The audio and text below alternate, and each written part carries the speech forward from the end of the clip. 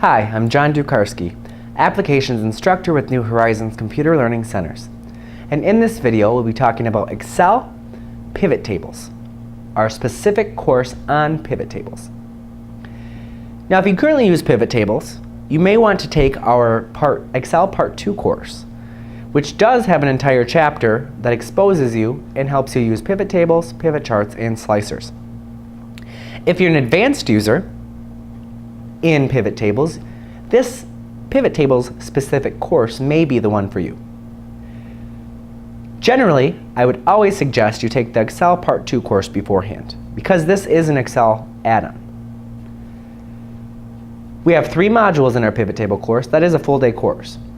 The first one starting with building a pivot table. So we'll look at inserting a pivot table from scratch, creating a pivot table based on external data from different programs, categorizing pivot table data, as well as customizing a pivot table to best fit your individual needs. In Module 2, we'll be looking at analyzing data using pivot tables. So we'll create custom calculations in our pivot table, as well as restructure a pivot table. We'll also look at all the individual options as far as changing our units to either dollars, currency, dates, time frames as well. In 2013, the main difference is we can now do a pivot table with a timeline slicer. So we can actually slice it depending on our individual timeline we're looking at, either quarters, days, years, etc.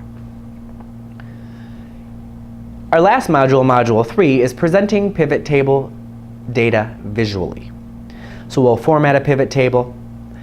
We will look at presenting a pivot table with a pivot chart. We can do it together or separately, individually. And we'll look at printing pivot tables and pivot charts, which is not covered in any other class. I hope I've answered all the questions you have.